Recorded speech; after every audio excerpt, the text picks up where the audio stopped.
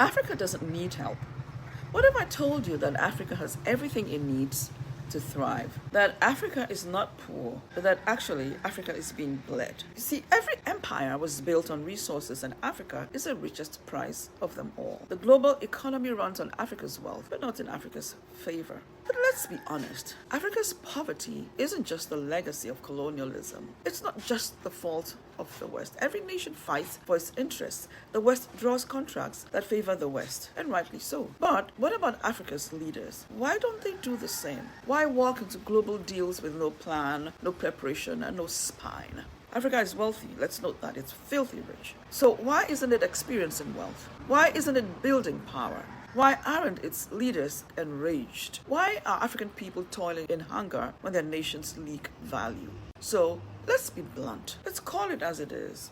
Greetings. I'm Dr. Christy Agawu, a researcher, a storyteller, and a truth speaker. We don't just turn the page. We turn the cover and read the hard truths out. Today, we delve into the hard truths behind Africa's immense resource wealth and the global systems, corrupt leadership, and broken contracts that have kept that wealth from building power for the people of Africa. So if you haven't yet, join the conversation. Let's open the book, read it cover to cover, and call things by their name. So I say again, and I will show that Africa doesn't lack wealth, it leaks it. And the world counts on that leak. Modern life depends on Africa's resources, from phones to satellites, EVs to solar panels. Africa is home to a long list of minerals and metals and other things. Africa holds 30% of the world's reserves.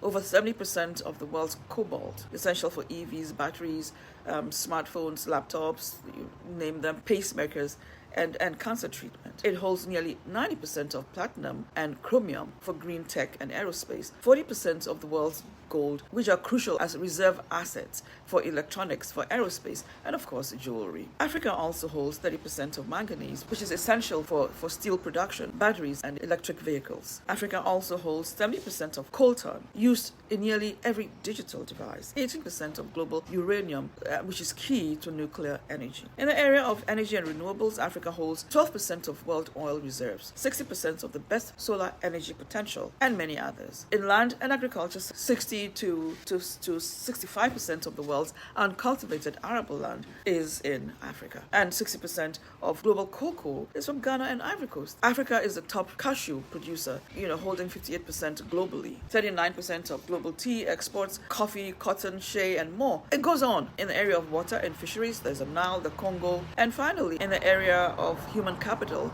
60% of Africa's population are under 25, the youngest population on earth, the world's greatest youth power, a potential engine for innovation, for growth and transformation. But all of this will only be a dividend if we invest in it. So, with all the staggering wealth, cobalt, gold, platinum, chromium, manganese, fertile land, solar energy, the youngest population on earth, what truly is Africa's excuse? The truth is, there is no one single reason. The continent's underdevelopment is not because African people are incapable or destined to fail. No, let's be honest. African elites have often been complicit. They have signed lopsided contracts, hoarded wealth, and governed without vision. So how long will economists and global institutions ignore the contradiction?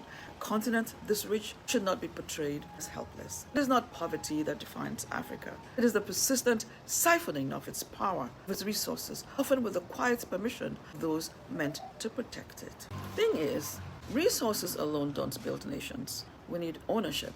We need knowledge, control, conviction, courage, will, stewardship to manage them. These are the things that build power. Ibrahim Traore of Burkina Faso didn't beg for better terms. He declared them, not because he had more minerals, but because he had less fear. His audacity is what Africa needs. The leaders of the elements to be able to explain to the men why we are fighting. We don't fight because we want to fight. We are fighting because we have been attacked. They came to impose a war on us. And why was this war imposed on us? I think everyone needs to understand that. Because they want our land without us. And it didn't start today. Too often, African leaders act like guests, in rooms they should own. They go to summits begging for loans, not leveraging their assets. Why beg when you own the minerals, the oil, the sun? And there's the harsh truth. Too often, Africa's negotiators are in bargaining for the long-term benefit of their people. They're bargaining for themselves, for per diems, for visas, lavish conference trips, quiet bank accounts abroad, a temporary seat at someone else's table in exchange for permanent concessions at home. Deals are signed not because they are fair, but because someone else's niece got a scholarship. A mining contract is renewed because a minister was promised a villa in Dubai. A $1 billion oil block is handed over because a foreign company sponsored a presidential campaign, instead of negotiating from positions of strength. From the fact that Africa holds the majority of the world's cobalt, platinum, and untapped agricultural land, some leaders negotiate from a place of weakness, distraction, or pure opportunism. This is not just about corruption. It's about imagination. It's about integrity, or the lack of them.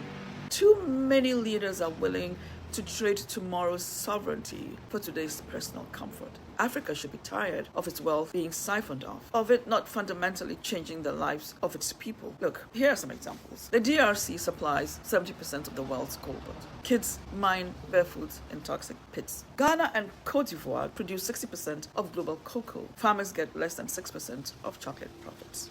Guinea leads in bauxite, but most refining happens in China. 12% of global oil reserves, yet still we import 40% plus of refined fuel. Mozambique's gas brings billions, but most citizens live without electricity. Roads link mines to ports, not schools or clinics. Congo River could electrify Africa, but it lies dormant. So let us imagine this. Imagine that Africa had full resource sovereignty, that Nigeria's oil is refined in Nigeria, that cobalt is processed into batteries in the DRC, that Tanzanian graphite is turned into EV electrodes in Tanzania, that local firms are branding Ghana's shea butter and cashew nuts, that fertilizers from Algerian phosphates are feeding African farms, that hydropower is lighting African cities, that solar is powering homes, factories, and EVs. It's encouraging that we have a few real-life wins. Ghana's new cocoa board agency has already earned over $5 billion in just 5 months. It's cracking down on smuggling and aims to refine all gold locally by 2026.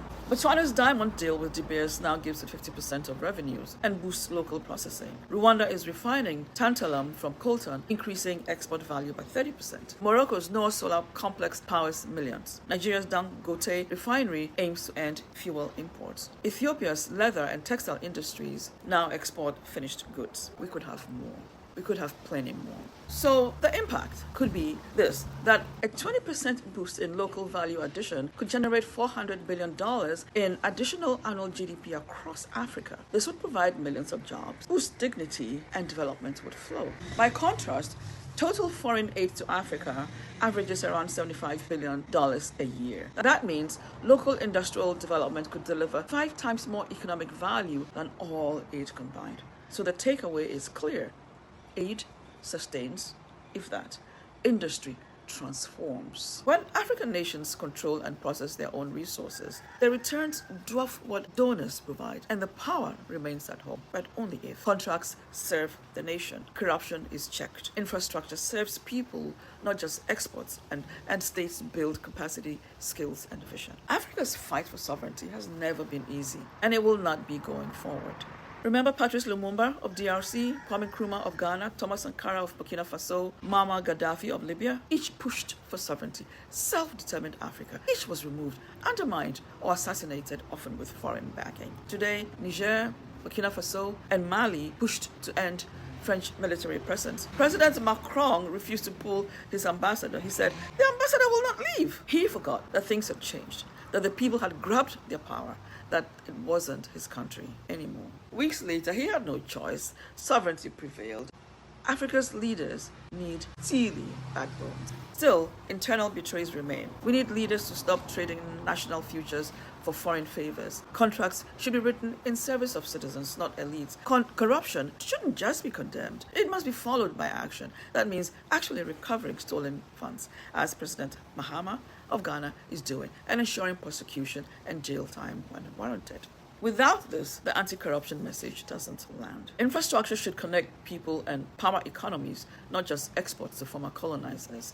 The state should become a builder of capacity, skills, and long-term vision, not just a manager of donor checklists. And above all, when courage outweighs complacency, sovereignty will become sacred, not symbolic. Without integrity, resource nationalism becomes just another scam in new clothes.